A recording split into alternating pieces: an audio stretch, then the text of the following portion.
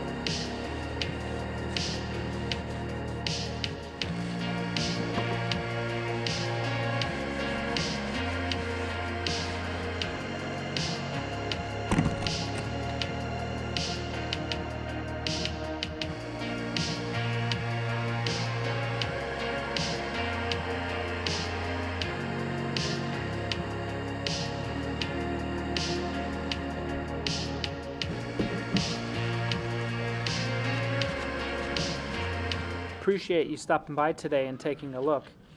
Any questions or comments, leave them below. As always, take care.